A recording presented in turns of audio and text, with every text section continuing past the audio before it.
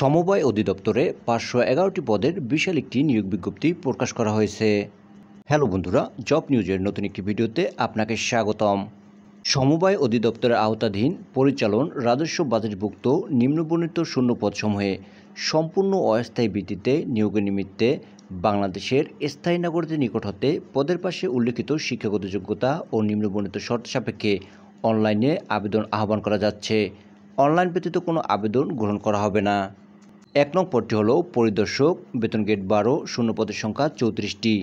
শিক্ষাগত যোগ্যতা কোনো স্বীকৃত বিশ্ববিদ্যালয় হতে দ্বিতীয় শ্রেণীর স্নাতক ডিগ্রি। ২ নং পদটি হল মহিলা পরিদর্শক, বেতন গ্রেড ১২, শূন্যপদের সংখ্যা ১টি। শিক্ষাগত যোগ্যতা কোনো স্বীকৃত বিশ্ববিদ্যালয় হতে দ্বিতীয় শ্রেণীর স্নাতক ডিগ্রি। ৩ নং পদটি হল প্রশিক্ষক, বেতন গ্রেড ১২, শূন্যপদের সংখ্যা ১৬টি। শিক্ষাগত যোগ্যতা কোনো স্বীকৃত বিশ্ববিদ্যালয় হতে দ্বিতীয় শ্রেণীর স্নাতক ডিগ্রি। ৪ নং পদটি হল ফিল্ড ইনভেস্টিগেটর, বেতন গ্রেড ১২, শূন্যপদের সংখ্যা ১৯টি। শিক্ষাগত যোগ্যতা কোনো স্বীকৃত বিশ্ববিদ্যালয় হতে পরিসংখ্যান বা অর্থনীতি সহ দ্বিতীয় শ্রেণীর স্নাতক ডিগ্রি। ১ থেকে ৪ নং পদে সকল জেলার প্রার্থীগণ আবেদন করতে পারবেন।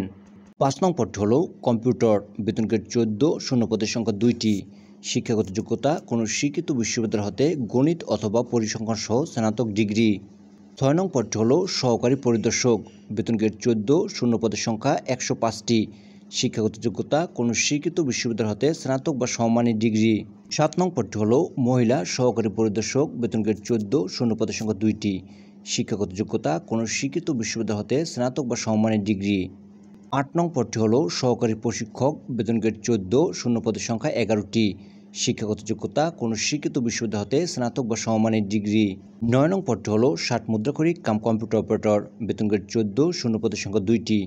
শিক্ষাগত যোগ্যতা স্বীকৃত বিশ্ববিদ্যালয় হতে স্নাতক বা সমমানের ডিগ্রি, কম্পিউটারের সকল বিষয়ে প্রশিক্ষণপ্রাপ্ত। ১০ নং পদটি হল ড্রাইভার, শূন্যপদের সংখ্যা ৬টি।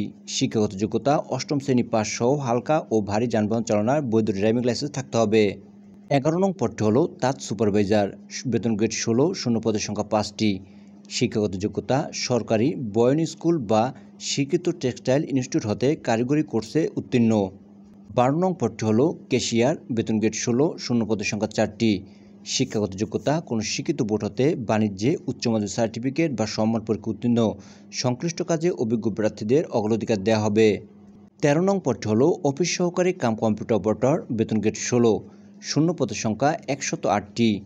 শিক্ষাগত যোগ্যতা কোনো স্বীকৃত বোর্ড হতে উচ্চ মাধ্যমিক সার্টিফিকেট বা সম্মান পরীক্ষা উত্তীর্ণ।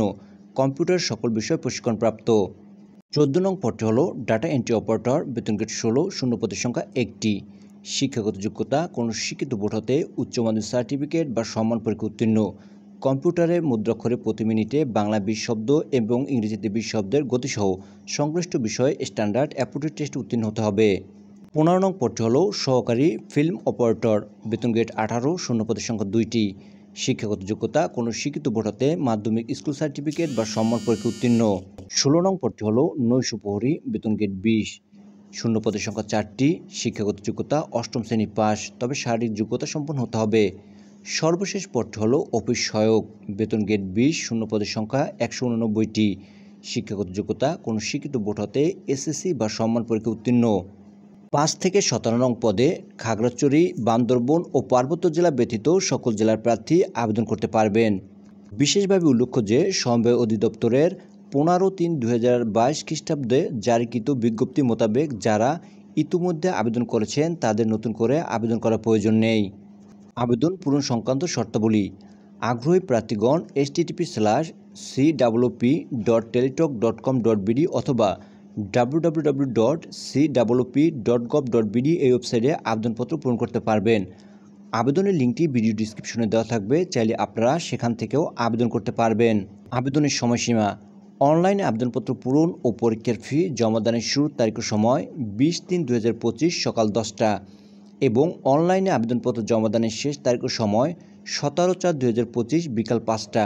উক্ত সময়সীমার মধ্যে ইউজার আইডি প্রাপ্ত প্রার্থীগণ অনলাইনে আবেদনপত্র সাবমিটের সময় থেকে পরবর্তী ৭২ ঘন্টার মধ্যে SMS-এ পরীক্ষার ফি জমা দিতে পারবেন।